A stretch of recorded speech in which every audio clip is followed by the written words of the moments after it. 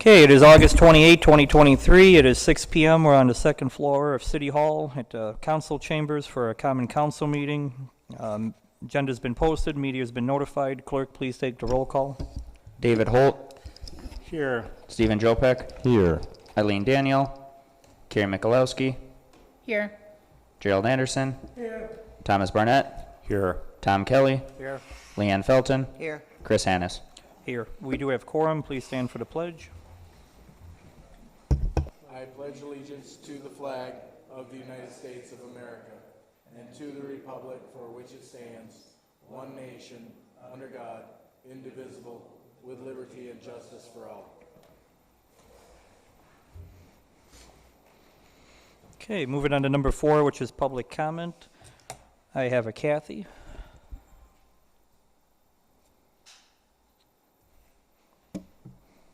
Hi. Just an FYI that I had aneurysm surgery back when. If I lose the ability to speak, I'll just sit down.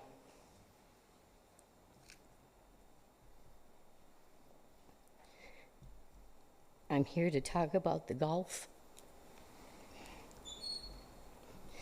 and how it has affected so many. When Justin Fox was here last week, he made some deceptive comments.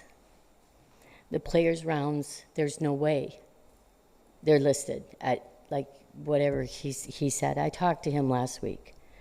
The food and beverage only down 5,000, saying that the outings rotate from course to course. None of this is true. I asked him about the number of rounds. I said, I go in as a single, and you put me down as a foursome. I canceled because of rain. You don't take me off the books. These numbers are padded. I mean, I get it. They're trying to save their contract. But we need to be truthful here. Now, the whipsaw. If I mention Kyle Christian, I'm referring to Kyle, the pro, who was there before. He created this name, the whipsaw. It's a two-man saw. It's the logging community that gave that land. It's the paper mill league that is still out there. And Oliphant came in and told him to take down, it's a whipsaw bar and grill. And so it was a two-man saw blade and other blades, paper mill type blades. They had fishing mounts and they had deer mounts, which is exactly what they're doing in Milwaukee right now with these camp bars. They're creating exactly what we have up here because it's what people want. Kyle asked Candy Strand to paint the whipsaw blade and the other blade, and Candy's husband had passed away slowly of a neurological disease. He was the club champ, so she put the golden bear. She had Jack Nicklaus, the golden bear. She made a bear, trees, stars. And her daughter is Lauren Sackett, who runs the chamber. Oliphant came in and said, take it all down, all of it. The saw blade above the fireplace, the whipsaw, everything. I mean, it was like they're taking away our identity as players. So now, we'll get to the handicap system. I'm the Ladies League president for 14 years out at Northwood. I am now the Ladies League president on at Pinewood with Kyle. I'm still involved at Northwood. I have a membership there. I also have a membership out at Pinewood. I play a lot. I play in tournaments with the WSGA, the Wisconsin State Golf Association. I marshal for the Wisconsin State Golf Association. I marshal for the United States Golf Association. I also worked the Men's Senior Open at Century with NBC Sports. I was with KJ Choi, VJ Singh, Jimenez, and Stankowski, if you know these professional players. So we start our league at the end of April, early May. We need a handicap system. It's common sense. Every league has a handicap system. Oliphant can't figure it out. All the leagues need this. The Whipsaw League left. They went to Pinewood. Half our ladies' league left, went to Pinewood. We lost a lot of players. You already know that. They couldn't get the handicap system up, and players were getting angrier and angrier as the weeks went by.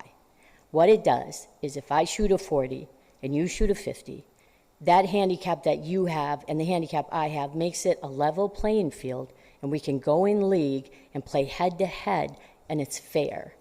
And that's what these leagues are all about. So they can't figure it out. I'm marshaling at a USGA event. I see Phil Paletti. He's the president of the WSGA. I say, what do we have to do to get a handicap system back at Northwood? We had one. We had one with Dan Buckley. We had one with Kyle. It was just a smooth transition. Now we don't have one.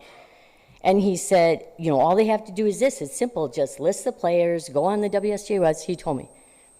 I told Kelly the pro. I told Justin Fox at Oliphant. I said, we got to get this fixed. So we started at the end of April, early May. This wasn't fixed until after July 4th. I had to get a hold of Kyle at Pinewood and say, would you please help us? And he did. So the handicap system was up. Now the Knights of Columbus has a Monday night league. We do fun nights. That's where they get their revenue, the chorus. They didn't have a chef for their fun night. The players all played. They all came in thinking they're going to have camaraderie, drinks, dinner. Nothing. There was no chef there. I apparently got up and left. Now the ladies' league that I run used to have 50 players. We dropped down to 30. I already know 10 are leaving. We'll have 20. I'm hoping we even have a league next year. The ladies, as most of the men, they need carts. They have knee replacements, hip replacements. They can't walk 2.5 miles. They can't push. We always had carts with Kyle and with Dan. Nobody went without a cart. Well, we have a night, there's not enough carts. We say, where are the carts? Are they cutting them because of budget? There weren't enough carts. So the league extended late into the night. Promise, never do it again. You'll always have carts. Next week, no carts. Now, I'm not even talking one. I'm talking no carts. It was canceled. We canceled the league that night. We said, you know, Kyle always had carts. If you had an event coming in, you brought in more carts. I get it. They're not bringing in revenue, and they need to cut. The waterfall isn't on. They cut the maintenance staff this week. Hank Dovetsky always cutting grass. He says, I've been cut. They're just, you know, they're cutting. I get it. So I guess that's where the carts are. They just can't afford them. I don't know. Now the bar manager. They had a bar manager. We'd go up there after ladies' league, some of the players, and she's drinking. Okay. Talk to Oliphant, you know, maybe no. That's probably not okay. Nothing happens. So we go up again after ladies' league. The bar is completely full. She's sitting at a table, and someone asked if they could get a drink, and she yells, she has worked enough that day, and she is serving no one. No one. Everyone got up and left. Did they let her go? No. Nope. Not until a week later, when the police did a door check at 3 a.m, and the doors were unlocked to the restaurant, and the 2 fryers were on high, the grease fryers. Now she's let go. But now Kyle. The day Kyle's let go, he took down 3 trees on the island on 12 to help the higher handicappers off the white tees be able to make the corner, and he had to do it in winter because the pond there is frozen and he could get across. He tore up the carpet in the pro shop because he was getting ready for all the renovations he had raised money for the year before, and he cut a pipe and got a bunch of guys to turn the big desk. He was working his butt off that day that he got fired. Now, in the Google reviews, that's concerning. The Google reviews are putting us down at 1 star now. They say this one fella from Chicago said, I paid Chicago-like prices, and I couldn't play the last 5 holes because it's too slow.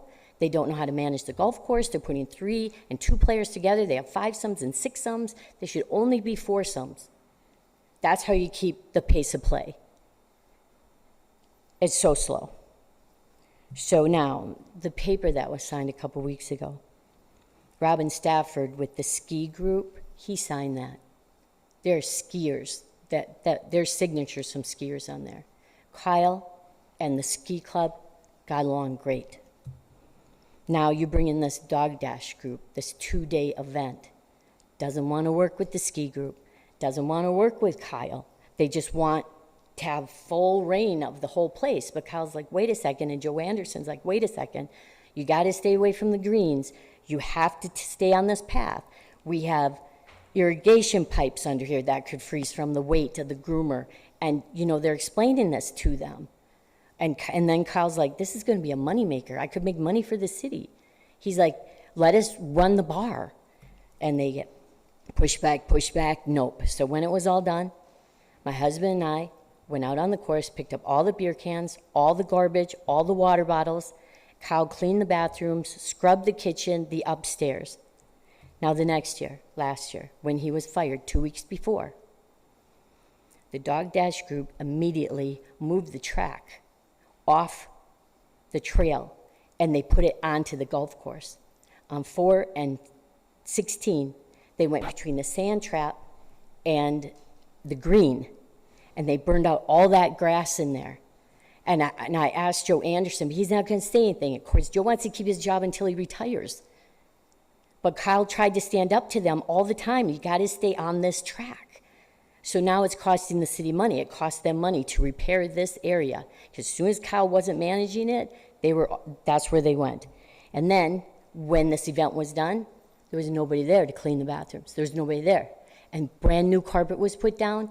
That brand new carpet is trashed. You can go up there and see that with your own eyes. So when Oliphant came in, they had to hire some janitorial service to come and clean all of this that Kyle did the year before.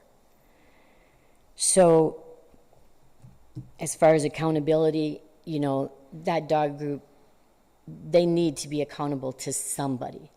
This isn't right, and the city should be able to make some money. I know Kyle pushed for a bartender the second year, which was last year, and they let him have a bartender. Otherwise, they brought in their friends, which was the Rhinelander Brewery, and that first year they made almost $5,000, and the city didn't charge anything for renting, nothing. So you gotta keep this in mind, the destruction that those groomers are doing on those cart paths, and now that they took it off the cart path on the green, and now they're also grooming to the back door of their house, which is on 13. So as soon as Kyle was gone, give them an inch, they take a mile. And yeah, so I don't think Oliphant's the right fit. I don't think they listen to us. I know we're going to lose more players next year. I know there's a big outing that already went out and talked to Kyle. They weren't satisfied with how they were treated at Northwood. It's just really concerning. I know Kyle threw out there about leasing. I mean, I understand the players have a lawyer that said, no, this 30-year contract with the city is up. If it was a sale, it would go to the city, but that's between the city and the Wausau Paper Company. But to consider leasing it to Kyle, have him pay off the Oliphant contract, have him pay you monthly instead of you paying Oliphant $70,000 a year for what's going on out there. Yeah. I think we have the answer, and I think if you could reach out to him, if people don't have too much pride, if they could just consider somehow bringing Kyle back. Thanks. Thank you. I have an Eric.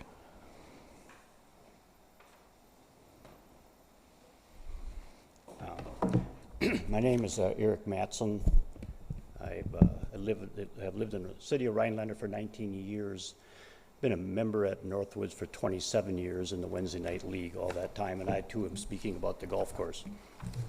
I attended the city council meeting 2 weeks ago, and I felt that Oliphant's representative was not forthcoming like he should have been as far as some of these things. I'm not going to go into numbers that he said, but I just thought that several of the city council members who questioned him had to feel like they had to squeeze answers out of him. I feel that the article in Northwoods River News that most of you, I hope, read this week was excellent and perceptive and included Kyle's statement. At least he made a statement. Mr. Fox, Justin Fox, the Oliphant representative that was here 2 weeks ago, said management change was made in February, and I just wanted to briefly go over just a chronology of when these things happened. Kyle Christian was fired on January 18th. I remember that well. I've got his email on my phone. It was the talk. It was on a Wednesday. It was the conversation down at Pat's Bar. It's all we talked about that night, I can remember. He was almost immediately hired by Pinewood within days, who hadn't had a pro for many years. I called in April, I called my city council member, Gerald Anderson, just to ask, and he was very cordial, and just to ask if he was aware that Kyle Christian had been fired, and he wasn't. And I don't think, the perception I had from the meeting 2 weeks ago, I don't think hardly anybody except maybe Mr. Barnett knew that he had been. And I find that kind of hard to believe, that something like that would go on so long for a golf course that's so valuable to the city. I don't want to sound too negative. In early April, as soon as I found out that Oliphant had hired Kelly Chilson as the pro, I called him up and asked if I and a golfing friend of mine, Jack Sutliff, would come out and talk to him. And we went out there and we had a good conversation for about an hour and a half. We told him that we wanted him to succeed, and we want Oliphant to succeed. And we told him that, but we also told him that he has exceptionally big shoes to fill, because Kyle Christian was immensely popular in this community. And I got a couple questions here. This is question number one. Why are numbers down, and why are so many people suddenly concerned about the golf course? Mr. Jopek here tried to squeeze this out of Mr. Fox last meeting. I just looked at the film again. Something had to have happened, and I think was how the question was phrased, and then he admitted that there was an administrative change. He also tried to ask why leagues had left Northwood and if it was normal for golf outings to rotate. And I thought Mr. Fox was evasive when he said it was normal for places like YMCA to rotate events. I would say it's not normal, because event sponsors tend to go elsewhere only when they think they have an advantage to go elsewhere.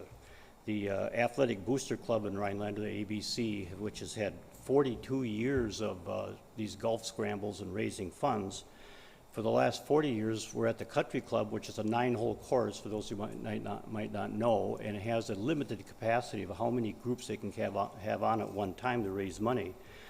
Last year, Kyle managed to convince them to go to Northwood. I don't know exactly how many teams they have. I would guess about 30. This year, with Kyle at Pinewood Country Club, they had 32 teams. And there was a newspaper article in July and another one in August complimenting Kyle by the ABC, why they were so satisfied with his performance and why they went to Pinewood Country Club just because he was there. The second question I have, which I have not been able to get an answer, is why was Kyle fired?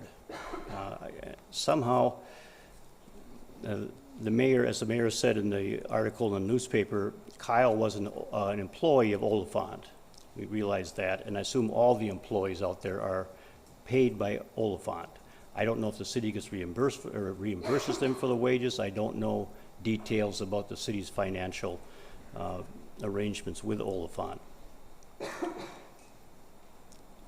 But I would think that the city would want to know, given the immense investment they have in the course and the potential financial impact of Kyle's firing, why was he fired? Is it because he wanted to, that he talked about renting or purchasing the golf course? Did Oliphant feel that he was stabbing in the back or something? I don't know. But I would think it's a question that the city and the city council members would want to know. And the last thing, one of the things Mr. Fox stated in his presentation here 2 weeks ago was that the city had approved $85,000 in capital purchases for this year. This included new flooring, which talking to Kyle, he picked it out, but then he was fired before it was installed. New driving range vehicle, new pump house motor, new blower, etc. Where did the money come from? I can't help but think that this was Kyle's profit the last 2 years. And I'm glad that these purchases were made and that these improvements were made. I'm not confident myself from my perception of viewing the numbers that we have out there that we're going to have a profit this year to be able to continue that progress. At the end of last council meeting, Ms. Daniel, who's not here tonight, reminded everyone that the city is running the golf course as a business, and perhaps that is as it should be. But I also want to remind everybody here that the golf course serves as a quality of life incentive for the people of, here in Rhinelander, especially those of us who use it. And we still hope that the golf course is successful no matter who is running it, but we certainly want to make a profit so that the quality of life can continue. Thank you. Thank you. I have a Virginia Roberts from the library. Okay, let's see if I can get through this without coughing. Hi, I'm Virginia Roberts. I'm the director of the Rhinelander District Library, and I am here to invite the community, all city staff and elected officials to join the library for Rhinelander District Library's second annual open house on September 11th from 9 a.m. to 6 p.m. with all kinds of stuff going on. It is library card sign-up month, so if you haven't got your library card or need to renew it, it's a good time to do that.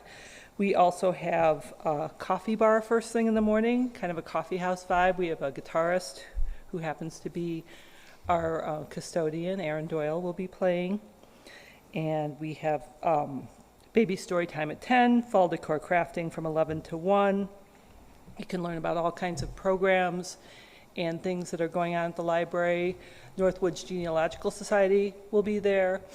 The beginnings of our literacy initiative, we are looking for students now. We do have quite a few volunteers who will help tutor those students when we get them, and we are starting to train those folks.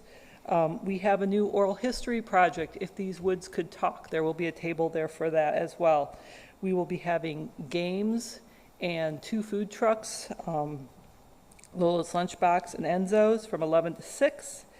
The first local author book fair will take place from 4 to 6 p.m.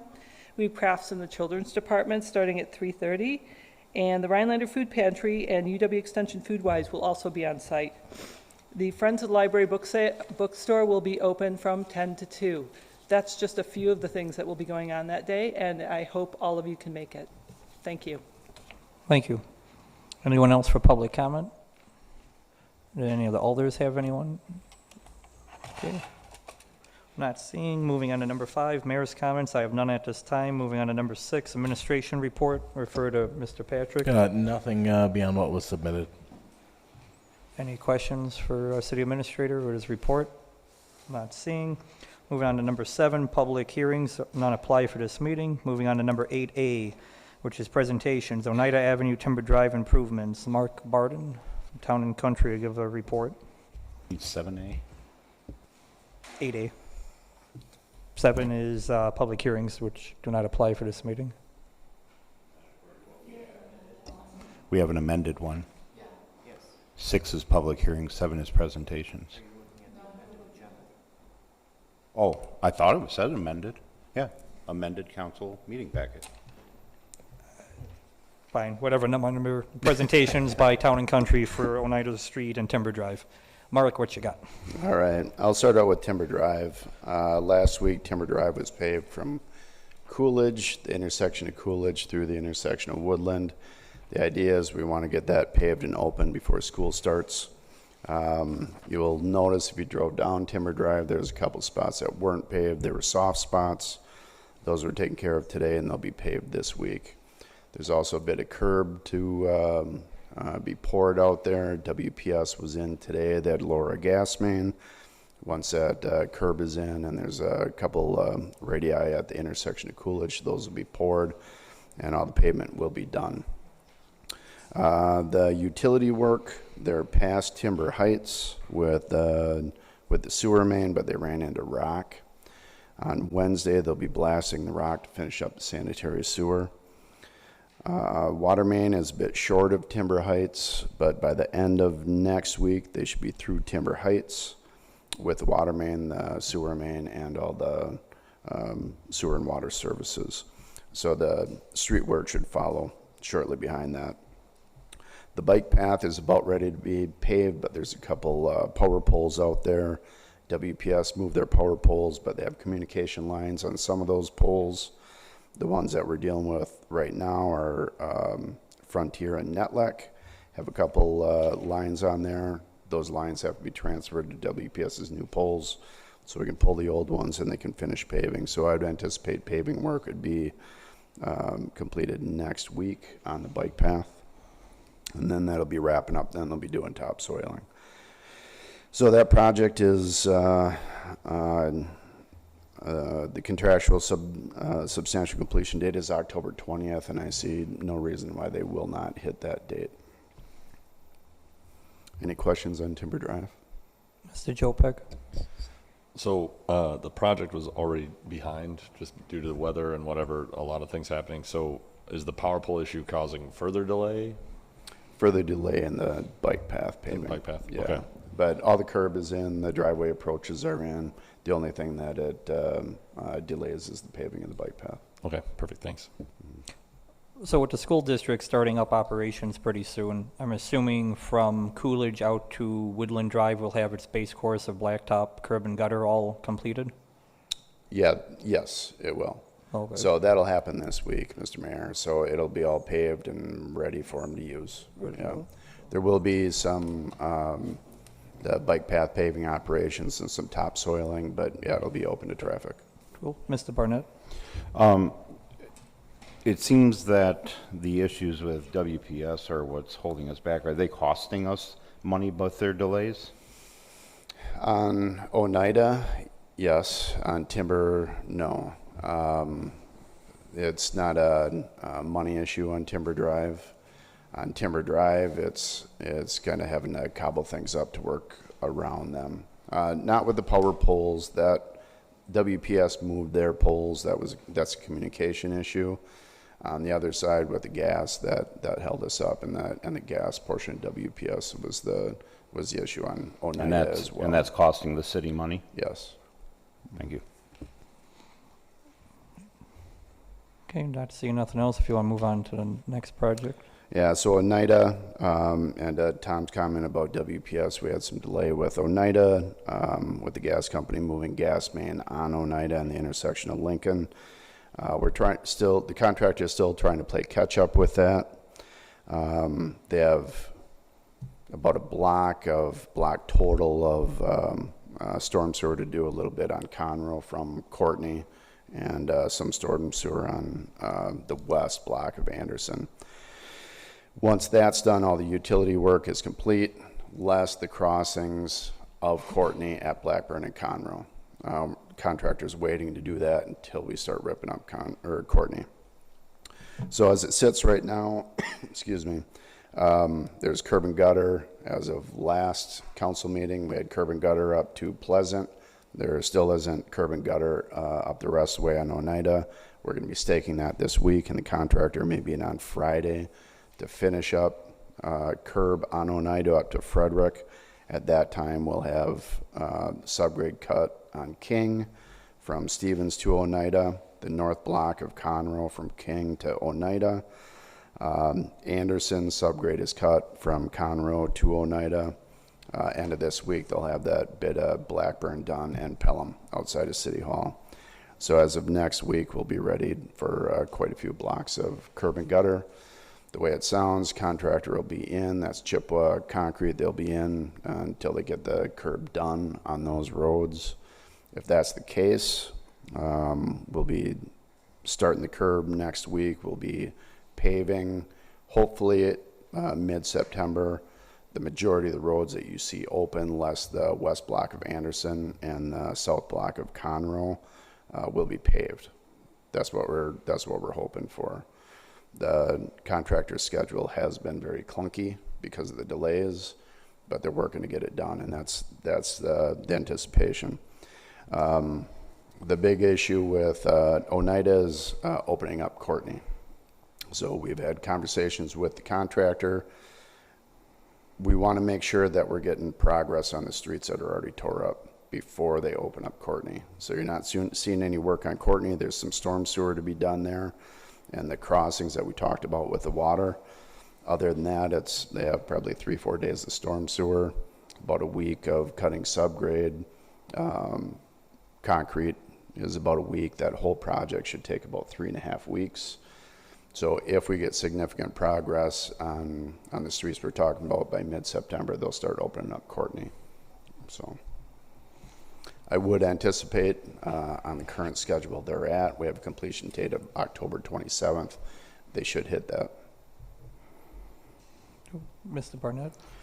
I've had a few people reach out to me that were concerned that the roads that are torn up and are now gravel in front of their homes, they're concerned that they're not going to be done in time before the first snow hits. They will Can be you done. assure them that Yeah, they will be done. Okay. Yes, absolutely. Have you made arrangements with the school and the church regarding first couple weeks of school there, since you won't have blacktop? Yes, we've been talking to them and Bowen's bus service, so they know where to drop off and pick up. So when school starts, there will be gravel all around the school. That first block that north block of Conroe was done. They have gravel into mid-block between Pelham and Conroe right now. That should be wrapped up tomorrow, at least to Pelham, probably almost to Stevens. And then if we get Pelham done next week, they will have access with the buses, but there won't be sidewalk along the school on King, but they will have access through Pelham, and we'll work with them when the kids are out there, absolutely.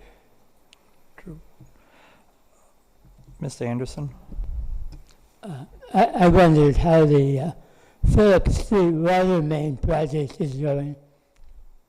I don't know, well, first, I don't know if Joe Peck, if you still got for this, and then we can move to that after. Yeah, I'm trying to recall, because I remember us asking this question about rectifying the costs that are incurred as a result of the delay.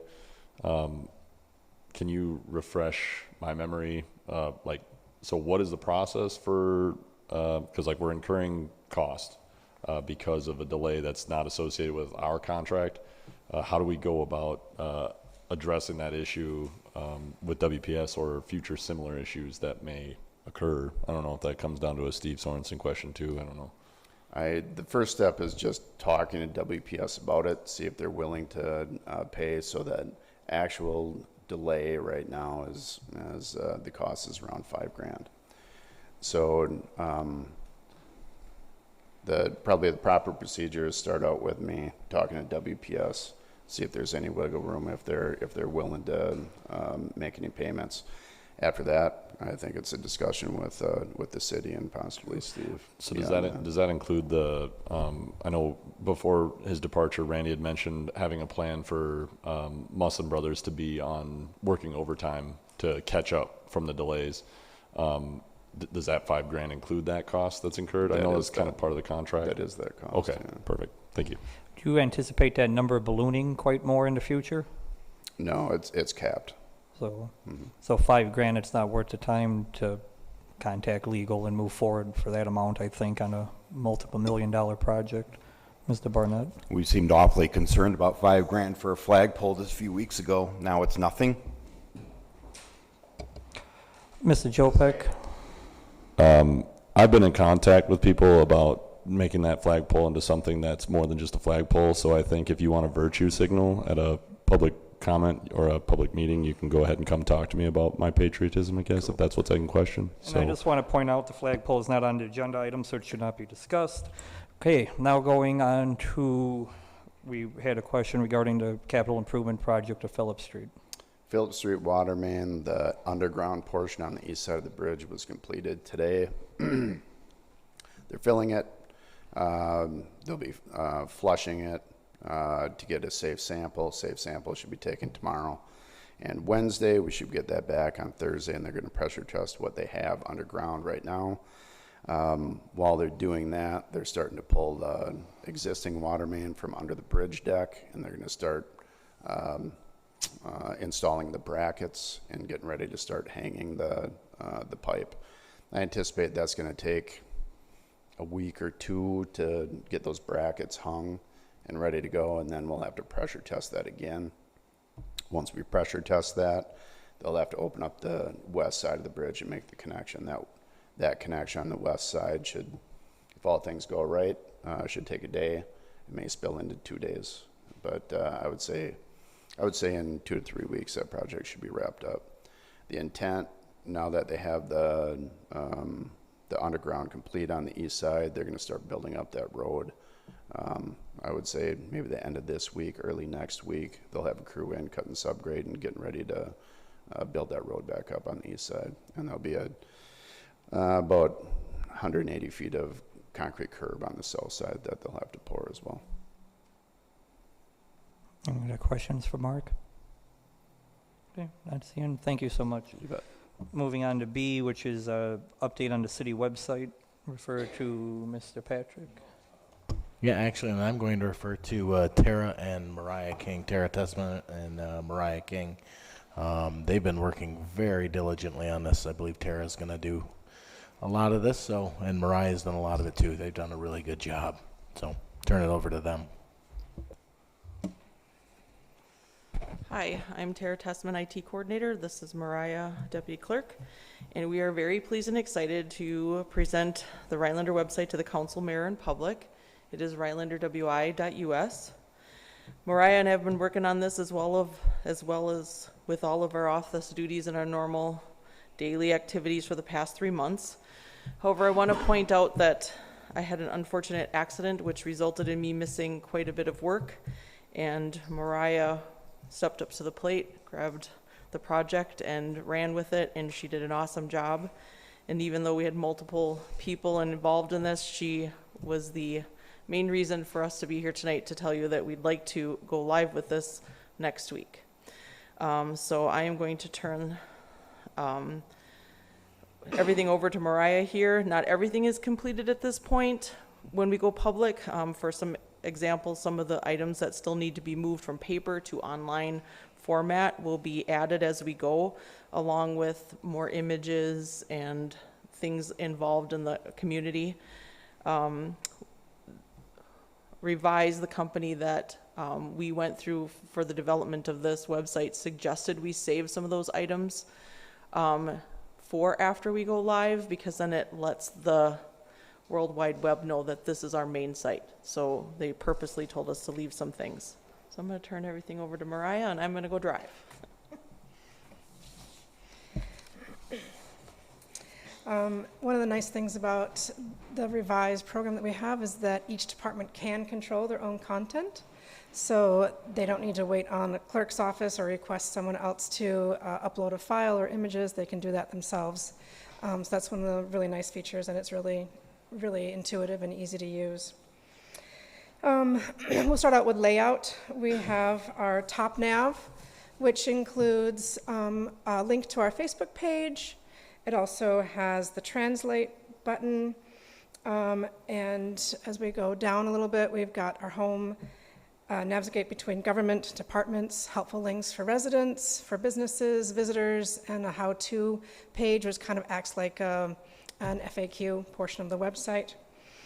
In the middle nav, we have, when we've dropped down with our departments, you can see all of our departments and find various links to other topics that are a part of that department.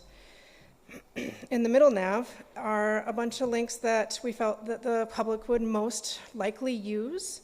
And they include stuff like the agendas and the minutes, employment opportunities, stay informed option, which we'll talk about later, paying a utility bill, and committees and commissions. There's also news, so we can put in information about our upcoming construction projects, or maybe a new a form or event that's happening, like the citywide deer hunt. And then beside that is our calendar, which will contain all of the events that the city helps with, and the meetings, and whether or not we're going to be closed, and also election information, which we'll get into a little bit later. The bottom nav shows our contact citizen engagement, and a few more of the more frequently visited pages. So going on to features of the website. At the top, there's a link for our Facebook page, and then there's also a translate button. This translate button allows the site to be translated into multiple languages, allowing an English as a second language user the ability to fully understand the website. To improve accessibility, this site is also ADA compliant, which means that we have captioned images appropriately and reduced or eliminated the use of acronyms. The search feature allows the user to look up key terms and find results quickly. And this will become active when the site goes live. We also have, which would probably be most important to many people, agendas, minutes, and packets. This feature is in the quick links there. This shows approximately 2 years worth of the past agendas, minutes, and packets, and the video that is held at HODAG TV. This allows the user easy access to all of that information. The rest of them beyond 2 years is archived and is shown on the very above the agenda where you can find archived meeting minutes. Calendars has several calendars in one. By selecting See All Events, one can find that we have meetings, elections, events, and a closed calendar for when the city will be closed. The only events this calendar will have are events that have requested the use of city facilities, private events excluded. Events and meetings will usually have a link to associated websites, for example. Common Council meeting will go to the associated agenda and meeting minutes page, and the HODAG farm markets, for example, will go to their homepage. By selecting on the committee, by selecting the Common Council meeting, it will pop up a pop-up, and it says read more, I think is what it says. Then that will bring you directly to the agenda, so you can easily find that. If we go back to calendars,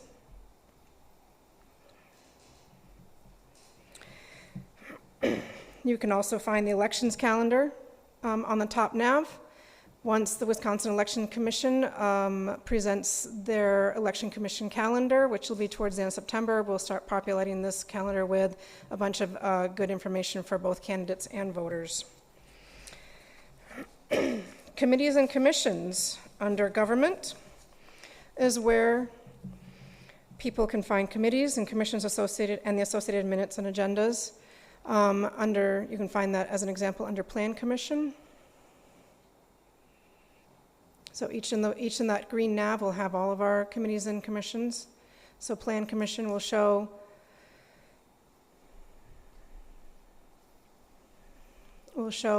the administrative person in charge of that particular committee. It will show the people who are part of that committee. It will show their committee end date, the date that they are finished with their commission. And down below will show their minutes and agendas. In an effort to get more citizen engagement, if we go back to just plain old committees and commissions, you'll see that we have a list of the committees and commissions that currently need participants, and then easily accessible. You can either call our city clerk, Austin Zarda, or you can fill in the online form, and this will send an email to Austin denoting that you're interested in various commissions. He would then send that information to the mayor or other relevant people. To that end, we also have citizen engagement links at the bottom nav that include the citizen feedback. And in this section, we have property maintenance complaints that people could fill out, and maybe a city streets complaint that people can fill out. There's also a more broad resident feedback form, so maybe if you see the city do something good, you could let us know and say thank you. If you don't, then you can also place a complaint here as well. Everything that you submit through this website is open to open records requests. Back to the bottom nav, you'll see that we have website suggestions. So if you think, oh, you know, it would be really cool if we had XYZ, then you can submit a suggestion here and provide us with a file if you feel like that's necessary. Images would be appreciated. If you would like to donate some to the city, that'd be great. Also in the bottom nav is a run for office that will will take the user to the candidates portion of the elections page. As the Wisconsin Election Commission hands out their calendar, we will be populating this page with a lot more information for candidates. Another important part to help the citizens stay more engaged is the Stay Informed in the middle nav of the home page. In here, this will allow the user to submit their email address and their phone number if they so desire, and they can then select to be notified of changes to various pages within the website.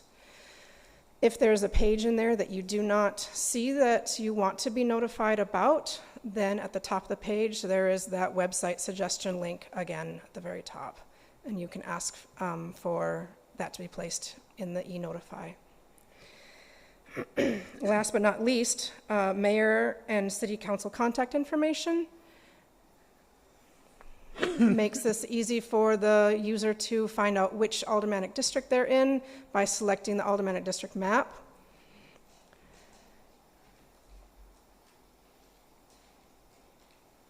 This allows the user to find out where they live and what aldermanic district they're in, and then they can go back into the page and find out which of their people, which of the aldermans is their person, and also shows you the aldermanic contact information and the committees and commissions that that alderperson is in. That is a brief overview of our website. Do we have any questions? Mr. Anderson? It looks good to me, like a significant improvement. I'm always concerned about keeping websites up to date, and I think particularly having those information about construction projects, obviously that has to be up to date. And if people leave city employment, they need to be removed. People are hired, it needs to be added. Who's responsible for doing the update? I am. So that information would be given to me from the various departments, and I can keep the, we have a, what's it called? The staff directory is in there, if you want to show that, Tara.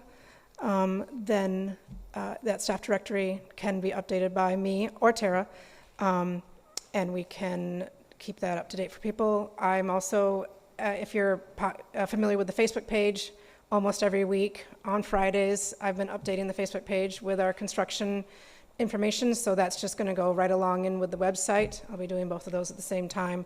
And the nice thing, like I said at the beginning, each of the departments is capable of updating their own information. So they're the ones who would know it first and be able to update.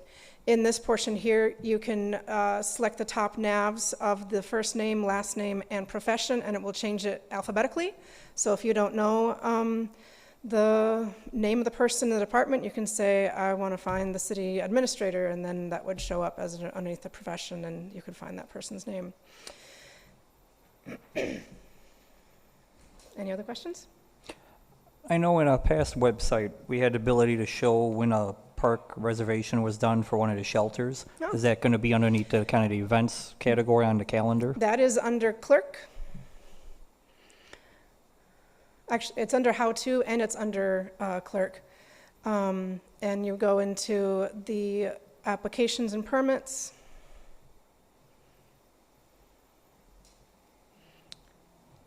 Licensing, permits, and applications, sorry.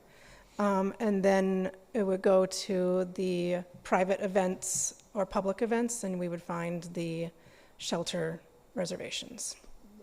But I meant more from to possibly alleviate a call from the clerk's Yep. office saying, oh, I already know it's booked this weekend. Yep, so here we that's have similar to- the, you can select the shelter you want, So it blocks out. and it will show you the calendar and shows you which ones are available. If you go the next day or the next month, it'll show you that those days that are not in blue are all blocked out and are already reserved. So then you can select the day you want that's in blue and submit the form to fill out the form. And here you'd have the information about the park reservations and fill out a submission form, which would then go to me. And I would ensure that the city has received payment within 2 weeks, and then they have their reservation. Once we have online payment form with credit card, then we can make that streamline a bit faster. Electronic. Yep. Austin, our city clerk. So I just want to say this. As you can see, there is a ton of information on this website. You can see the amount of work that went into this. Mariah and Tara have been working extremely diligently on this, and honestly, I look at this website as a source of pride, comparing it to our old website and how much information is available. So, I mean, I personally want to thank, as a resident of the city of Rhinelander, both Mariah and Tara for their hard work in creating this website. Thank you. Cool. Well, not seeing any other questions. Thank you, Mariah and Tara. Okay, moving on to ordinances. Introduction of first reading, ordinance 2023-6, amending ethics board. Refer to our city administrator. As directed during the last council meeting, add a line for the 2 alternate members shall be appointed, who shall act with full power only when a member of the board is absent or cannot vote due to a conflict of interest. And then down below in section B, when each citizen member. So I mean, it was pretty straightforward, like you requested. Mrs. Sorensen, do you have any issues with the changes? No. So I would recommend we waive the first reading and just get it approved. You mean waive the second reading? Ah, right? correct, sorry. All right, I'll make a motion to approve proposed ordinance 2023-6, amending 2.01.18, parent 8, parent A, B, ethics board updates, and waiving the second reading. Chopek, second. Any discussion? Okay, not seeing. Clerk, please take the roll call. Thomas Barnett. Aye. Leanne Felton. Aye. Karen Mikulowski. Aye. Tom Kelly. Aye. Gerald Anderson. Aye. David Holt. Aye. Eileen Daniel. Stephen Jopek. Aye.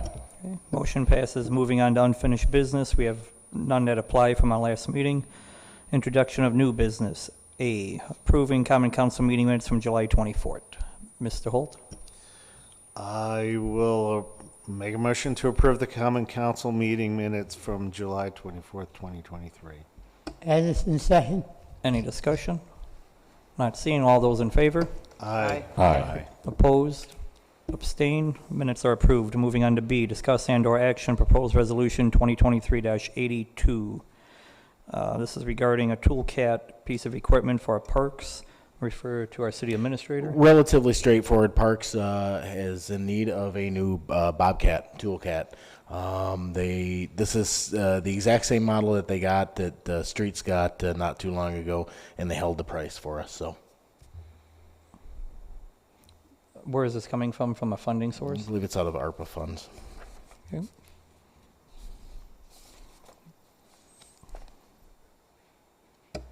Chopek moved to approve resolution number 2023-82, approving the quote from Quality Equipment Incorporated for the purchase of a Bobcat UW56 toolcat utility work machine for the cost of $71,028.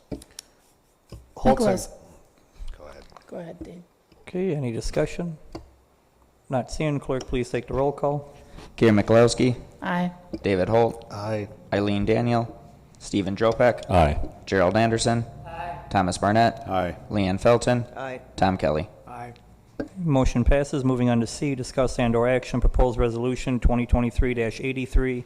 This would be for a police vehicle, a Dodge Durango. Refer to our chief of police. As you probably, if you remember, this has been kind of a year where we've got a lot of different cars. And I just want to explain that since COVID, it's been a nightmare trying to keep our fleet on a current basis as the plan that we had prior to COVID. So the 2 squads we took earlier this year, the Dodge Chargers, were ordered in 2021, and then Dodge kept canceling the orders, and so we finally received them. And then last fall, as I was talking to you about the K-9 squad, that we were able to have a conversation with Brickner's where we bought our Chargers from, where they had ordered 3 for a department in the area. That department chose to go buy 2 different vehicles off a lot in another state. So they were stuck with these 2 police-rated Dodge Durangos. We were able to get one of those for our K-9, which we actually just picked up today, and we'll be now working on outfitting that. And then they had the second Durango. The interesting fact is that the Dodge has chosen to only make Chargers 1 more year, and that date has come and gone. It's about 3 weeks ago. They put out 4 days where these Dodge dealerships had 4 days to contact law enforcement agencies to see if they wanted to order a Charger. Well, that was July, and I told Brickner's that I can't make that decision. We haven't got to budget yet. So he says, well, we still had the other Durango present that we could work on with. And this was the Durango that I originally talked to him about back in September when he told me that he had these 2 of them. If I were to wait and order it, I wouldn't receive a squad until sometime next year. One of the interesting things with the process coming in as chief is we had a rotation of a 5-year plan. We'd buy a squad, and at the 5th year, we would trade that vehicle in, and it would be anywhere from sometimes low 70s, maybe upper 70s, low 80s. The value that we got in trade-in value was enormous because they didn't have over 100,000 miles, and we have not reached the age of the vehicle where we start getting nickel and dime on repairs, which often happen when you have low-speed patrols. For most of those squad life, they're doing 25 to 45 miles an hour. They're idling at accident scenes outside domestic violence. When we're dealing with OWI, traffic crashes, there's a lot of idle time, and so those vehicles are hard miles, even though they're low miles. So we get the benefit of that in the last couple of years. On the flip side of COVID is that you couldn't buy a car, so the trade-in value for used cars has been remarkable. So the trade-in value for the 2 Chargers that we traded in earlier and the one that we'll trade in to get this new Durango has been much higher than what they've been in the past. So I guess you get some positive and some negatives. So by this opportunity, by getting this Durango into our patrol fleet, it gives us an opportunity to decide what we're going to go with our squad fleet. If the Chargers are no longer available, we have to figure out where we're going to go. That is the Charger is the last sedan that's out there on the market. Everything else now will be SUVs. The interesting thing, when I became chief in 2017, we had a variety of different squads. The chief at the time basically said, what do you guys think we should get? And when I became chief, I thought, no, we need a standardized vehicle, because then the equipment that goes in that vehicle could be taken out, put in the new vehicle, and save us a ton of money. So all of our frontline vehicles were Dodge Chargers. That's what I've purchased, and I want to keep purchasing their quality vehicles, but if the manufacturer don't build them, you really can't have them then. So we're going to try this Dodge Durango out from talking to different departments, Wausau PD, Lincoln County, Marathon County. They really like them. So we'll see. Unfortunately, the prices of the cars aren't going down, so they get a little bit more expensive. So typically, when we do a purchase, we would adhere to the procurement policy and bring you several different estimates. But in this crazy world that we're in, that we're trying to play catch up with many other thousands of law enforcement agencies, if you can get a car for a squad, you really have to take it, because they're highly sought after. So that's why you only have the one quote in your packet there. Mr. Jopek? I think this is for the city attorney, but just making sure that if this were a route that we were to go, we're not running into any issues by going in with this exception to the procurement policy. There's nothing questionable about that. Isn't 25,000 a magic number too? Yes. So we're beneath the $25,000 benchmark. The kicker is, and this is why it's very important that the chief laid out to you the reasons that, and if there is reasons, and those are justifiable reasons you all believe, then yes, you can do that. Just so you recognize that it's not precedent setting, that this is a unique situation based on the COVID, based on manufacturing during that period of time, all the factors that the chief suggested. So you're basing your decision based on what the chief has laid out for you. Otherwise, I would strongly recommend you put it out to bids, and consistent with your policy. But I do believe that under the facts and circumstances, this is something most all law enforcement agencies in the state are dealing with right now. So it's very, very unlikely that anybody's going to raise an issue, because nobody's looking to sell police cars, because if they have them, there's probably 2 agencies waiting to buy them. So you've got that basis. Yeah, and the issue is that the manufacturers, Dodge, Chevy, all of them that they make much more money selling to the general public. So government law enforcement vehicles have not been a priority to catch up on. Mr. Anderson? Yeah, I just wondered if it would be advisable to put some wording in our motion saying that we're waiving the usual bid requirements because of the reasons that the chief presented. I think that it's important that the discussion at this meeting finds its way into the minutes. So if you want to put it as part of the motion, that's great. But we also have a record of the meeting where you've discussed it. So but I do agree. That's why I took so long to answer a very simple question, so that there was enough basis for it in case it's ever questioned later. Mr. Holt was first. Yeah, I will go ahead and make a motion to approve Resolution 2023-83, approving the quote from Brickner's Park City Incorporated for the purchase of a 2023 Dodge Durango Pursuit patrol vehicle for the City of Rhinelander Police Department for the cost of $24,665.50, and approve without competitive bid due to the unique circumstances of finding police vehicles in the post-COVID world. Anderson, second. Okay, any other discussion? Not seeing. Clerk, please take the roll call.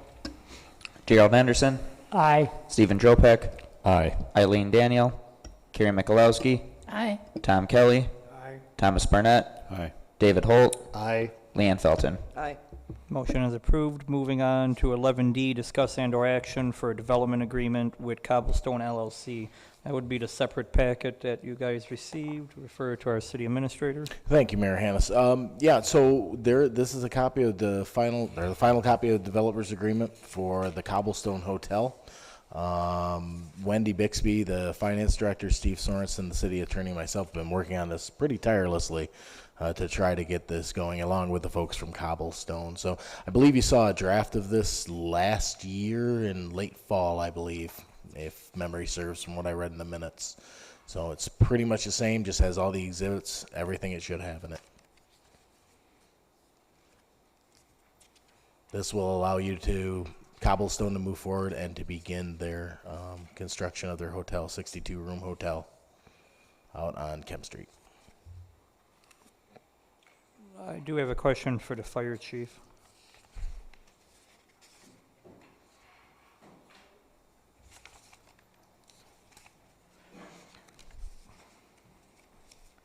So, hi. I know at the point of when this came to planning last fall, there were some concerns with some fire safety precautions? Have all those been resolved with the design, layout, and blueprint? No, not on the drawings at this moment. So that's going to be part of the conversation moving forward with the plans as they come forward with those. Okay, and I'm assuming they have state-approved plans yet, or no? Not totally, no, not everything. Just the conditional construction permit. Cool. Mr. Jopek? Is the items as far as fire safety and stuff, is that like a fire suppression system that hasn't been approved yet? That kind of stuff? Because isn't that typically pretty incur a lot of cost? Yeah, they're going to have a fire suppression system in this building, which will come through state plans. One of our requirements, our requests and requirements for AHJ is to allow us 360 degrees around the access around the facility, since it's a high rise, so our ladder can gain access to the backside of the hotel in case we do have an issue. We've talked with them before about it and gave them some options and stuff, and that's when everything kind of fell off the table, and so we just need to come back to the table and speak about it. So it's not a showstopper by any means. I think we can work through it. Okay, thanks. Just so the council understands, approving this developers agreement, a condition of the developers agreement is that the construction is done in compliance with all state, local. In other words, this is really a financing tool, and it's an agreement to encourage them to build, and it lays out the conditions of us putting money into the project. That's really what this is about, but one of the stipulations in this agreement is that they must comply with all state, and so that's not really an issue for this agreement. That's an issue for construction, which the chief, I'm sure, will maintain. Mr. Holt? Motion to approve a developer's agreement with Rhinelander Cobblestone LLC. Jopek, second. Any other discussion? Mr. Anderson? I had not had a chance to read this very thoroughly, but going through and looking at the pictures, which is the easiest way, I guess, I'm looking at Exhibit A, which is at the, I guess it's at the, after the signing page. Does it relate to Exhibit 7? Anyway, it has a map that doesn't seem to fit the situation as I understand it. Like beginning at the top, it refers to Highway 33. Sounds like this, it's called Exhibit A. Exhibit A is a picture of the where their property is, where they're going to, it's basically their site plan, and the legal description which appears on the other side, that's the property that they'll be building on. There's also an exhibit that covers the entire TIF district. So those are two different descriptions, but this exhibit, or this certified survey map, is what has been approved by the Plan Commission as the legal description of the property that the hotel is going to be built on and is owned by the hotel. I don't know if that answers your question, but... Well, exhibit, some of these other ones, Exhibit 5-1, for instance, some of those exhibits seem to show the current project, but this other one, this one that's in color, out near the end. A picture that's in color near the end? Yeah, it's in the one that you did. That looks like a different project to me.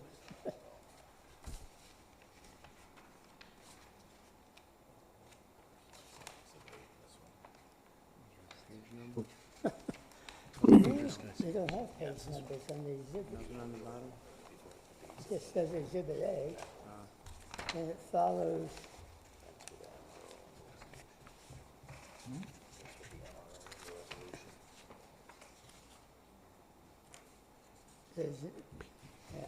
I don't know how the numbering works.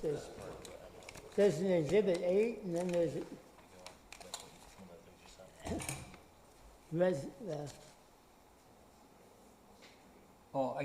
whatever Exhibit A is, ignore it entirely.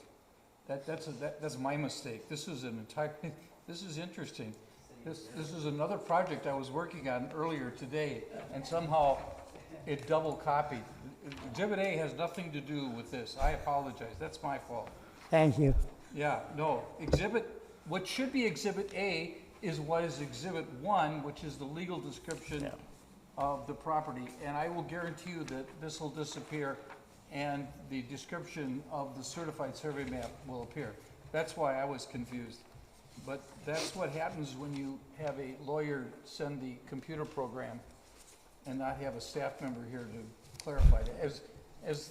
As the administrator said, we were working on this up until 5 o'clock today trying to get this done.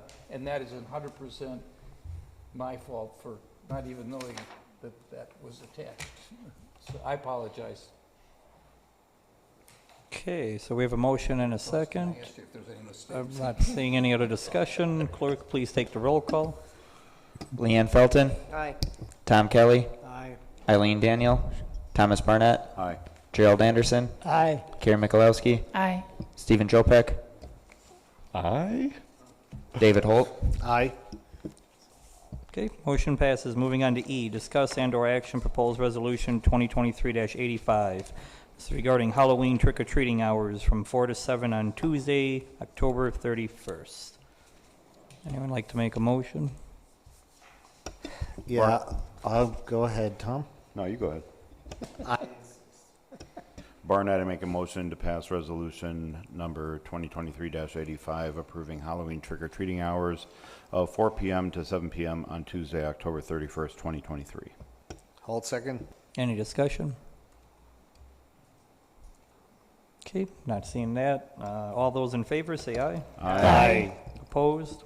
Abstain? Motion passes. Moving on to F, discuss and/or action proposed resolution 2023-86. This is a sale of approximately $1.8 million in general bonds. I refer to our finance director, Wendy, and I believe we have someone on the line from Ellers as well, too. Okay, she seems to be pointing to Ellers. So Ellers is on the line. Hello, good evening. My name is Josh Lowe from Ellers, and I just wanted to give you a run-through of our proposed financing plan that we've been working with Wendy on for your 2023 capital projects. Can you guys see my screen and hear me okay? Yes. Fantastic. All right. So here are the projects proposed to be financed. We've got a slew of different projects covering many different parts of the city, mostly equipment for parks, streets, fire, police, information technology, ambulance, and TID-12 developers incentive. The total for the projects is about 1.75 almost million. I don't have any specific comments on the projects, but I'll just give you a moment to pause. It's my understanding that you've seen some of these before, but if you had any questions for staff, wanted to chime in on these, now would be a good time.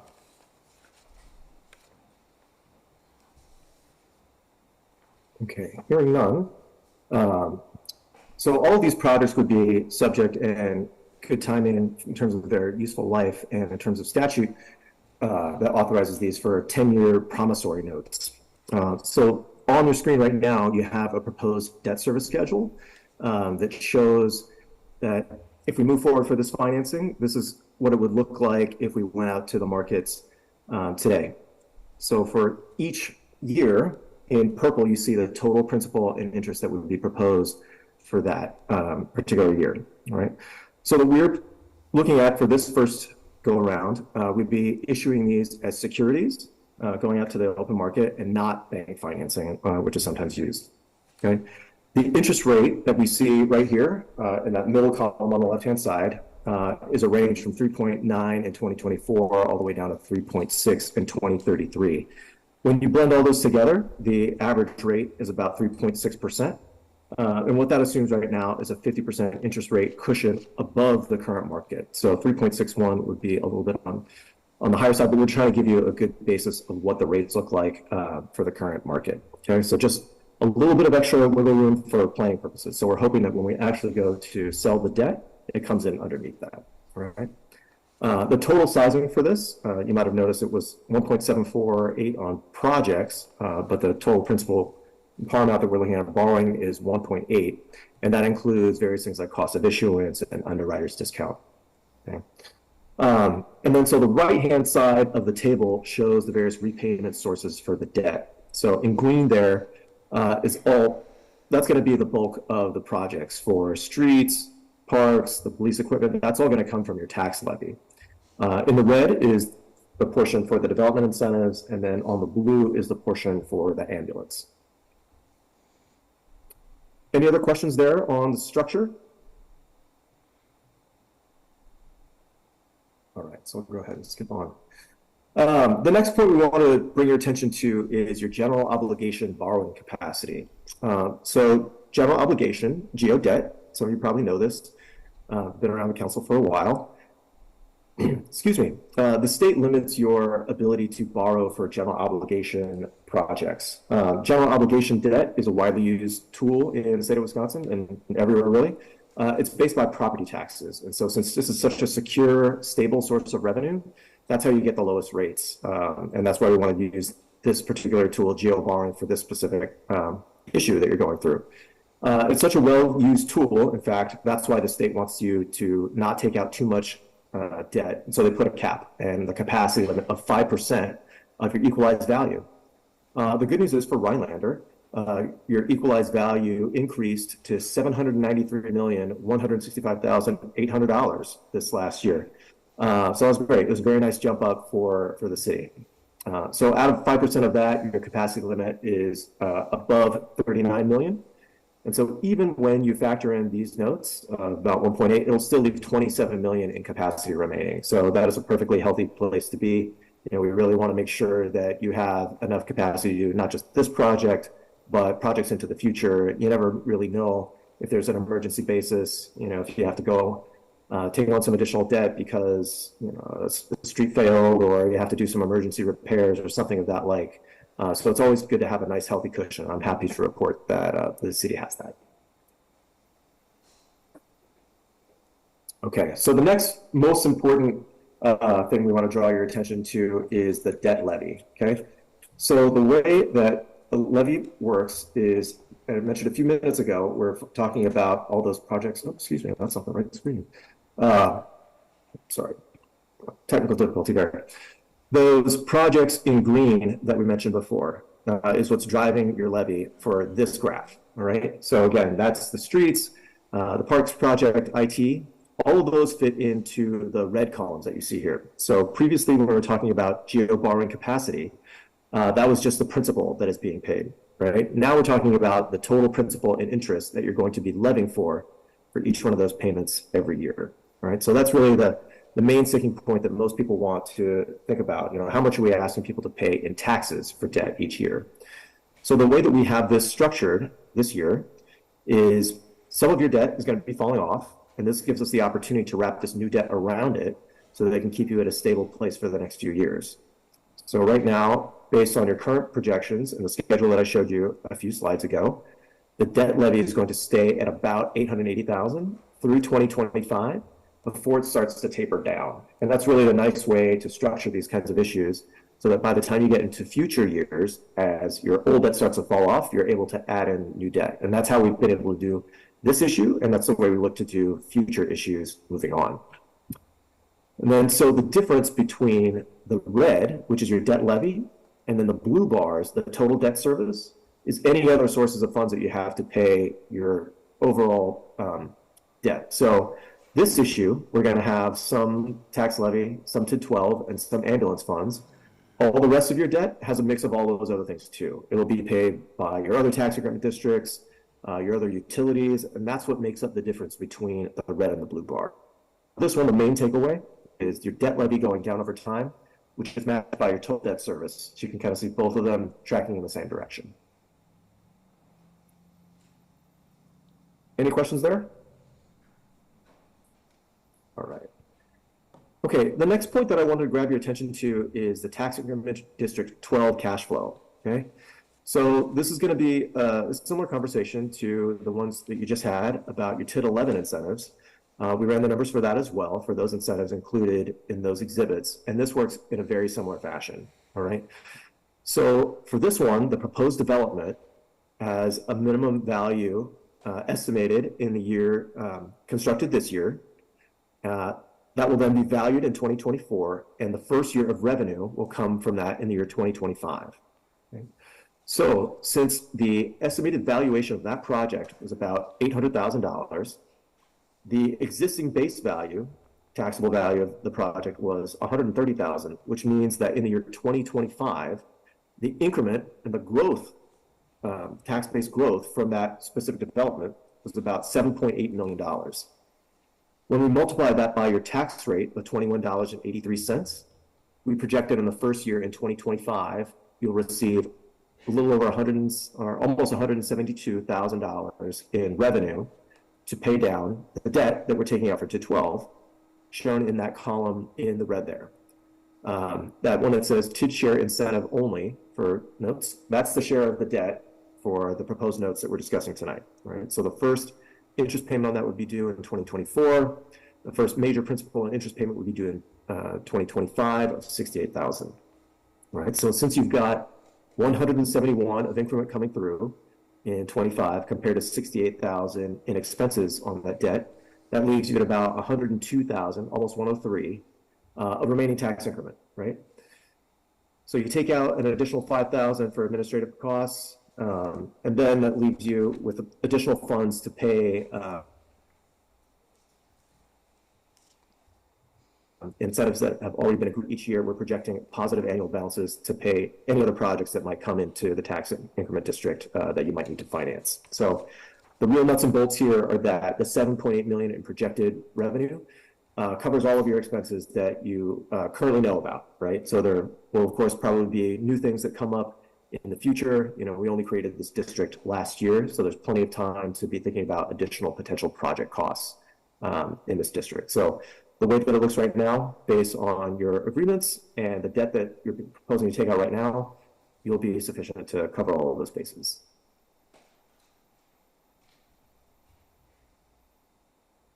Okay. I really only have one final slide to go over tonight, is just the timeline.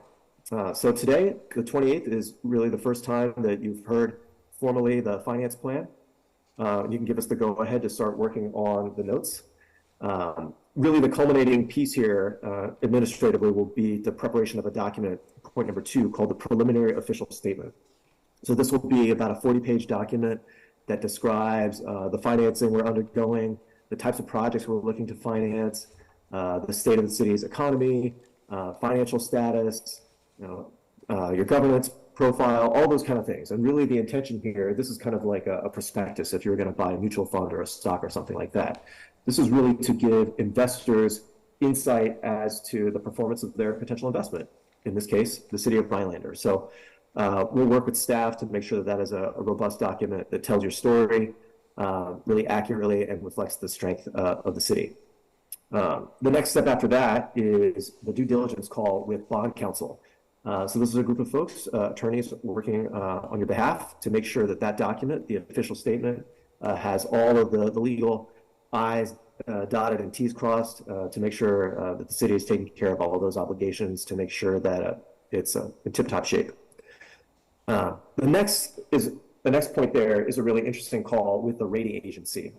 So this is going to be a conference call with a third-party agency that reviews the official statement and then also has their own analysis about the city's finances and economy. So really what this is we're seeking their seal of approval, basically, on the way that the city is being run and how strong of a credit the city is. So we'll look to work with staff to really develop a nice document that we can share with the rating agency. They'll give us a list of questions and give us some guidance on kind of what they're looking for. So we'll make sure to share that with you, and so we can tell your narrative in the strongest way possible. All right, then moving a couple days down, on the 14th, that official statement is going to be live on the street for potential investors to take a look at. Then 11 days after that, we'll actually have the sale of that debt. So in the morning, we'll receive bids probably around 10 o'clock. We'll work with staff to make any additional adjustments. And then that evening, we'll present the results to you for your potential approval of the bid. And then about a month after that, you'll close the transaction and hopefully receive funds. I think that's the end of my formal presentation tonight. I know you also have a packet that has our formal full pre-sale report on it if you want to read that. Have any additional questions, we're certainly open tonight and anytime you have any questions in the future. Does anyone have any questions at this time? Okay, not seeing none. Thank you so much. All right, my pleasure. Thank you. Okay, with that, I would entertain a motion of any kind. Mr. Holt? I'll make a motion to approve proposed resolution 2023-86, providing for the sale of approximately $1,830,000 general obligation promissory notes. Is there a second? Joe Peck, second. Any discussion on the motion? Not seeing. Clerk, please take the roll call. Eileen Daniel, David Holt, Aye. Tom Kelly, Aye. Stephen Jopek, Aye. Thomas Barnett, Aye. Gerald Anderson, Leanne Felton, Aye. Kira Mikulowski. Aye. Okay, motion passes. Moving on to G, discuss and/or action of resolution 2023-87. This is an agreement between the city and RC Inspections to perform electrical inspections for the city of Rhinelander. Just going to you, Patrick, or? Sure. Brian, I don't know if you want to speak on this or not, but basically looking to contract with RC Inspections for electrical inspections. Currently, it's done through the state of Wisconsin, but I'll let Brian talk about all of it. Thanks. Currently, the state inspector takes care of all commercial electrical inspections within the city. He covers five counties. This contract with Clem gives us the ability to have an inspector close hereby. This is the same inspector that we passed for bare wire electric, you might recall, back last fall. But then it just kind of didn't come to fruition because of some other things with a past inspector that we had. So the same inspector is going to be underneath Clem, and we're asking that we approve this. This will give us the opportunity to go to grow the building inspections. Our next step after this would be Ryan Berghammer getting his HVAC certification in commercial HVAC, and then we go to E-Plan exams, which all our exams would end up going to, all our plan reviews would end up going to a third-party company, and then that third-party company would do all our plan reviews at the state level instead of the state level, which is a much faster return for our customers. This contract is also a much faster return for our customers. So this is just more of that efficiency that we're trying to build within the inspections department and try to bring everything in-house so that we can handle all of our business right here. And I think this is a pretty good contract with them. Right now we get zero cost recovery, zero revenues from electrical inspections. This will give us an opportunity to recoup some of those costs. Mr. Barnett? How did you come across RC Inspections and choose them for this? So RC Inspections actually contacted us. They took on this electrical inspector and asked us if we were interested in doing this. Obviously, we're trying to move away from them with some other things, which we've had conversations, Rick Clem and I, about for our residential inspections and with our commercial inspections, because Tom Wadick wants to retire at some point in time in his life. And so we'd like to help him with that. So by doing that, this is another piece of moving away from that and bringing everything to us. I got a couple of questions. So with the 30-day notice per the agreement, how hard it would be to go to a competitor if for some reason they end the contract with us? We'd just go back to Badger State more than likely, which was just realizing no revenues again. Would we anticipate a lapse in that scenario, or? Probably not. Okay. It looks like RC Construction is going to subcontract us to Bare Wire. Does Bare Wire do any substantial amount of work within the boundary of what this would be? Negative. Okay, so then we won't be losing a contractor, so to speak, based on this contract. Going to page 45 with the fee schedule. How is this relevant to the fee schedules we're currently charging? Is this going to provide a cost savings to the average customer or increase or what have you? Yeah, so Badger State charges per unit. So larger, this is a flat fee. Badger State, you can get a much larger fee with some of these construction projects and stuff. This will come in, it's kind of evens out in the field on the different expenses here. And I can let Rick, if he wants to talk about it, he can, or you, if you're interested in hearing from Rick. Sure.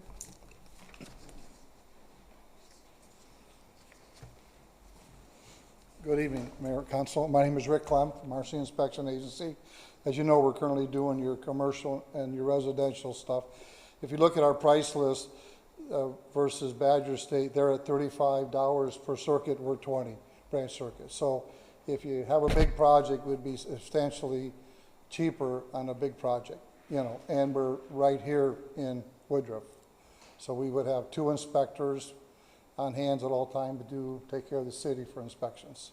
But, you know, you break it down item for item, there's some stuff we're hiring on, some stuff they're cheaper on, but across the board, I think we would do like we've proven, but the construction would be cheaper and more hands-on. True. The advantage is right now, when they go through Badger, it goes to S-Love, and then it passes on to Badger, so there's obviously a time delay. With us, if they bring it over to Woodruff, it's the next day the permit's approved, or even the same day. So this timely manner to get a job started is quite a bit cheaper, or shorter time. True. So what I see is we're reducing the cost of the fees for the customer. We are not taking an electrical contractor offline, and we're bringing it closer to our neighborhood versus downstate. So it And sounds plus, like you're getting 10% out of every one of our permits. Right now, you're getting nothing. So every time we issue a permit, you're getting reimbursed money. true. So, okay. Any other questions by anyone, or? Okay. With that, Ms. Mikulowski. I was just going to make a motion to approve resolution number 2023-87, approving the proposed agreement with RC Inspections to perform electrical inspections for the city of Rhinelander. Barnett, second. Motion second. Any questions or discussion on the motion? Not seeing. Clerk, please take the roll call. Tom Kelly. Aye. Stephen Jopek. Aye. Eileen Daniel. Carrie Mikulowski. Aye. Gerald Anderson. Aye. Thomas Barnett. Aye. David Holt. Aye. Leanne Felton. Aye. Motion approved. Moving on to H, discuss and/or action, proposed resolution 2023-88. Mr. Patrick? Sure. Last year, the Parks Department ordered a Ford Lightning pickup truck. Apparently, this is an electric truck, is my understanding, and they have had similar to what the chief of police was talking about, have had a devil of a time trying to get these filled. They keep getting pushed back and pushed back and pushed back and pushed back. We need to replace the vehicle. So Justin Ernst from our streets department and Jeremy Biola worked together and got a couple of quotes. One was from Badger Chevrolet for $43,000 and change, and they need to replace this. So then they're going to cancel the Ford Lightning purchase. In fact, they already have, I believe. The Ford Lightning truck was also tied with a grant we applied for doing an electric vehicle and a power station that we were not successful in that grant. So it would make financial sense not to go that route at this point too. And basically the money to be appropriated for this expense was put into a capital projects account from last year. So the money's sitting there. Barnett, I'll make a motion to approve resolution number 2023-88 to purchase a 2023 Chevrolet Silverado 1500 work truck for the Rhinelander Parks Department from Badger Chevrolet for $43,158.50. Jopek, second. Any discussion on the motion? Not seeing. Clerk, please take the roll call. Stephen Jopek. Aye. David Holt. Aye. Leanne Felton. Aye. Tom Kelly. Aye. Gerald Anderson. Aye. Carrie Mikulowski. Aye. Eileen Daniel. Thomas Barnett. Aye. Okay, motion passes. At this time, I'll leave it up to council. Looks like I, J, and K are all very similar, so I don't know if there would be a motion on all three at once or if we want to take them separately. They're agendized separately. Separate? They're on the agenda separately, yeah. I would go ahead and approve them separately. Okay, so then I'll go to I, which is discuss and approve resolution 2023-89. Refer to City Administrator? Sure. It's a fee waiver for approving the request from ADRC of Oneida County for the waiving of the fees associated with the Memory Cafe September Gathering event on September 7th at Hodag Park. Barnett, I make a motion to waive the fees for the Memory Cafe September Gathering put on by the ADRC. Holt, second. Any discussion on the motion? Not seeing. Clerk, please take the roll call. David Holt. Aye. Gerald Anderson. Aye. Stephen Jopek. Aye. Kerry McLowski. Aye. Eileen Daniel. Thomas Barnett. Aye. Leanne Felton. Aye. Tom Kelly. Okay, moving on to J, discuss and/or action, proposed resolution 2023-90. Mr. Patrick? Yeah, sure. It's approving another request for fee waiver for a Tri-County Council on DMSA for the waiving of fees associated with the Painting Silence Purple 5K Awareness Color Run event on September 20th, 2023. Mr. Holt? I will make a motion to approve Resolution 2023-90, approving the request for the Tri-County Council on DMSA for the waiving of fees associated with the Painting Silence Purple 5K Awareness Color Run event on September 30th, 2023. Barnett, second. Any discussion on the motion? Not seeing. Clerk, please take the roll call. Leanne Felton. Aye. Stephen Jopek. Aye. Eileen Daniel. Tom Kelly. Aye. Gerald Anderson. Aye. David Holt. Aye. Thomas Barnett. Aye. Kerry McLowski. Aye. Motion approved. Moving on to K, discuss and/or action, proposed resolution 2023-91. Mr. Patrick? Yeah, it's approving the request from the Lights of the Northwoods for the waiving of fees associated with the Lights of the Northwoods Christmas Lights event beginning on October 1st, 2023. I'm really excited to see this. The event. I want to see what the fee waiving is up to you, but the event sounds cool. Mr. Anderson? I just had a question. This one's a much larger amount and a much longer period of time than the others we've approved. And I guess first I need to clarify, they've paid no fees in the past for this? That I don't know. Austin, would you know if they had? I don't think, did you have fee schedule last year? And that meant there were no fees for this whole... Well, the schedule took over first of the year. Part of the reason why, I believe the event is pretty much the same caliper if it has been in the past, as far as length of time. It's just because they have usage of the park for a longer period of time, why it's a higher dollar amount. I don't believe they paid a fee, but I do believe they reimburse us for WPS on the backside, so.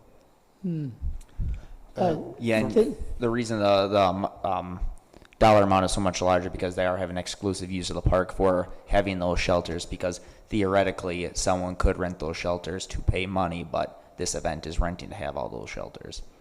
Yeah, that's my only concern, I guess, remaining is that it looks like the whole month of October limits other people from using shelters, and that still can be some nice weather. True. Do they really have to start that early? Sure, so since Bill's vice president of the lights, so.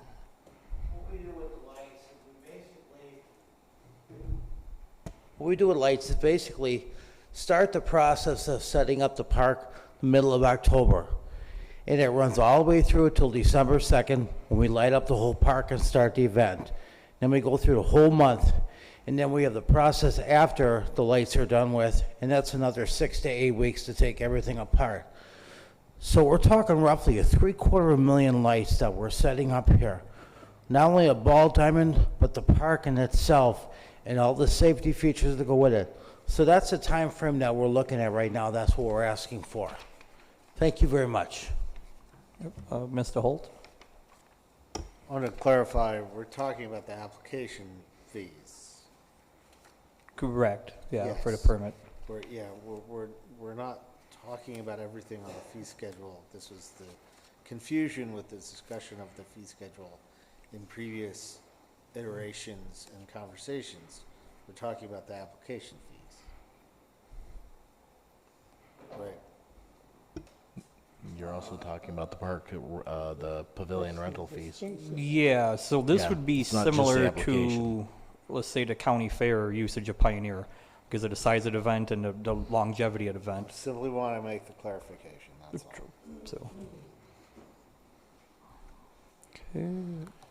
Mikulowski, I'll make a motion to approve resolution number 2023-91, approving the request from Lights of the Northwoods for the waiving of fees associated with the Lights of the Northwoods Christmas light event beginning on October 1st, 2023. Joe Peck, second. any discussion on the motion? Not seeing. Clerk, please take the roll call. Gerald Anderson, Aye. Thomas Barnett, Abstain. Eileen Daniel, Tom Kelly, Aye. Karen Mikulowski, Aye. David Holt, Aye. Leanne Felton, Aye. Stephen Joe Peck. Aye. Okay, motion passes. Moving on to L, discuss and/or action, proposed resolution 2023-92. This is regarding an easement that WPS is requesting of some land that is owned jointly by the city as well as the county. I don't know if there's anything you want to add to that. No, it's for undergrounding work out there by the airport. Mr. Anderson? I just had a question from looking at the plat of it. Is that something that is already, the lines are already in and we're just catching up by doing an easement? I believe they're putting the lines in, is my understanding. So, There's an existing structure there right now. They're just upgrading the system, and they're expanding their easement so that they've got a larger area to work in. It's something that the airport desperately needs, so. I got a question for you, Steve. Has there been any precedent of charging for an easement? Roughly, let's say $5,000? You could try that, but the airport then wouldn't have any lights, and that might be a problem. Utilities have certain privileges in America. Yeah. Mr. Anderson? I move the approval of Resolution 2023-92, authorizing and directing the mayor to sign an electric underground utility easement with Wisconsin Public Service Corporation. Hold second. Any discussion on the motion? Not seeing. Clerk, please take the roll call. David Holt, Aye. Stephen Joe Peck, Aye. Eileen Daniel, Karen Mikulowski, Aye. Gerald Anderson, Aye. Thomas Barnett, Aye. Tom Kelly, Aye. Leanne Felton. Aye. Motion passes. Moving on to M, discuss and/or action insurance claims for Christine. I refer to Austin. So this one has, we actually had a discussion with the insurance company on the process when it comes to claims. So that's why you're seeing this claim again. As you can see in your packet, we received a letter from Statewide Services outlining why they recommend the denial of this claim, and you can see the reasons outlined in their letter. So we learned through our discussions with them that with the process with claims is once the claim is received by us, we send it straight to Statewide Services. They do their investigation and all their work. Then they come back with this letter, and this letter is sent both to the city as well as the claimant. Then we bring it back to council because at the end of the day, council has full decision whether or not to take the recommendation from the insurance company, whether to approve or deny that claim. But you can see through their investigation outlined right here. It is on page 75.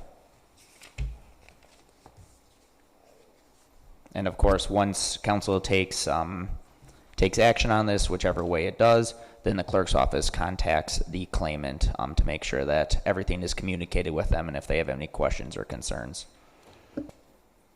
Barnett, I make a motion to deny the insurance claim from Christina Wenninger.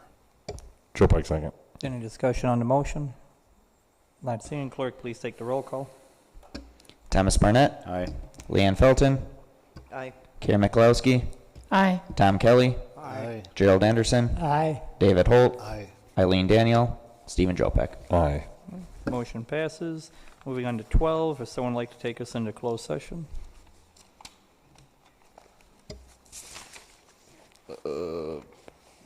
Joe Peck motion to go to closed session. Motion may be made to convene into closed session pursuant to Wisconsin statute section 19.85 in order to discuss the following: current potential litigation involving an open records request, possible sale or lease of public properties, wherein for bargaining reasons a closed session is deemed necessary. Upon conclusion adjournment of closed session, the council shall return to open session, which time may or may not take any action. Hold second. Okay, clerk, please take the roll call. Carrie McLowski, Aye. David Holt, Aye. Eileen Daniel, Stephen Jopek, Aye. Gerald Anderson, Aye. Thomas Barnett, Aye. Leanne Felton, Aye. Tom Kelly. Aye. Motion approved. With that, it is 7:45, going into closed session.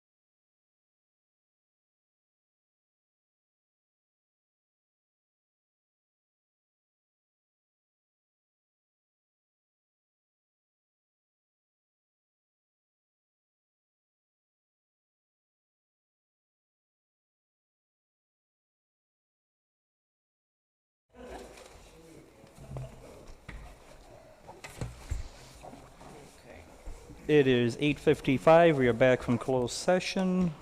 Oh, sorry, 7:55. I don't know my time. With that, is there anything to report? Mr. Holt? I will make a motion to approve the payment of $3,000 settlement for open records request. Is there a second? Barnett, second. Okay, not seeing any discussion. Clerk, please take the roll call. Gerald Anderson. Aye. Stephen Jopek. Aye. Eileen Daniel. Kerry Mikulowski. Aye. Tom Kelly. Aye. Thomas Barnett. Aye. David Holt. Aye. Leanne Felton. Aye. Okay, motion is approved. Moving on to 14, future agenda item requests. Anything, anyone, Mr. Jopek? This might just be me, but I think we do need to do something, hold special session or whatever, to investigate what's going on with the golf course, where there's 80-plus people, including the person who was running their kitchen, saying stuff. Where there's smoke, there's fire, and just whether or not the accusations or whatever are true, just making sure that we've got our ducks in a row and make sure we're properly governing something that's our responsibility. I don't know what that entails as far as future, whether we just wait 2 weeks or if we special session, I don't know. We could do it either route. It could be a standalone meeting where it would be kind of like a listening session where the public, members of the golf course, you guys, et cetera, could attend and then hear them out. Or it could be tied to a council meeting. It could potentially make a extremely long council meeting, though, just to let you know. So, Mr. Barnett? Yeah, I think having a listening session would just be basically repeating what we just heard. I mean, they're going to tell us the same exact thing that we just heard. So I think a meeting where actions can be made is absolutely necessary because there's definitely something going on out there that's not right. Okay, Mr. Holt? Yeah, I'd like to specify that this needs to be, I mean, a listening session gives the impression of us sitting and just absorbing more. What we need to do is have a discussion amongst us, possibly with representation from Oliphant, to get a clearer picture of what's going on. They gave a report, but they did not in any way respond to some of these allegations. And in fact, some of the ones from today are new. So I think that they probably need to be part of that as well. True. I'm assuming you guys want to keep this separate from the budget presentation as well, too, right? Yeah. So, yeah. I'd actually prefer if there was a way to have that before the budget meeting, because that's where we're going to be approving all of Oliphant's requests. And so again, I don't know just how much control we have or whatever, but just I'd like to have the full picture before I go approving a bunch of capital improvements that, if any of these allegations are true, I'm a little bit concerned about not how the money's being spent, but the care that's being taken and what's going on. True. Steve? Yeah, I just want to point out that you have a contract, and because under the terms of the contract there's expectations, I think you have to treat it as a review of terms of a contract. The fear that I have is that you're going to forget that there's a legal agreement that we have with this, and we have established what they have to do, and because of that, if they're living up to the terms of the contract, you would be breaching the contract, which would make the city liable. And so be very, very careful. I would recommend before you do anything that you at least authorize the administration to investigate all of these accusations, because right now I've not heard anything that's substantiated from a legal point of view that could be a violation of the terms of the contract. And so, yes, I'm looking at it very much as a legalistic point of view. I'm not a policymaker, but I am your lawyer, and I'm trying to keep you out of trouble. And so I do strongly recommend that it doesn't turn into he said, she said, that you have an independent investigation with someone that can go in there with their eyes open and get the data and the information, and then look at it from the terms of the contract if Oliphant's doing what they said they would do and what they committed to do as far as, you know, increasing revenue, increasing play, and the things that they said they were going to do. Because that's what our contract is. And I just think that's really important that you understand the legal aspect of it. The only, and I don't know if Patrick, do you have any comments on this? As far as the one allegation of the books are being cooked, I mean, that bank account is controlled by the city and then we get monthly reports. So, I mean, I don't see that. Maybe. No, I don't see that. Excuse me. None of that is actually agendized. Oh, so good point. we're talking about setting up a meeting, that's fine, but if we're going to start discussing this right now, good point. We can't. Absolutely right. Yeah, and I'm only talking about methodology. How do you get to your meeting? True. So are you looking then to have a future agenda item request to have a meeting with Oliphant? Yeah, I mean, I think an exploration of the terms of the contract, and just to kind of get to the bottom of what's going on, because if it's our responsibility to make sure they stay in the black, and there's reason to believe that they might not be in the future just due to what's going on with comings and goings, then I think it's important that we know what's going on. And obviously I can't discuss anything because it's not an agendized item, but I do think the questions that I asked, I wasn't necessarily like fully pleased with the responses. I didn't come out of that any more aware, and I do think that there needs to be some further digging just to make sure everything's good to go, and to keep them to the end of their deal, just as we should keep to the end of ours. I think that's fair.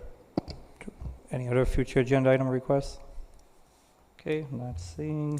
Our next council meeting will be September 11th at 6 p.m. It is 8:02, meeting adjourned.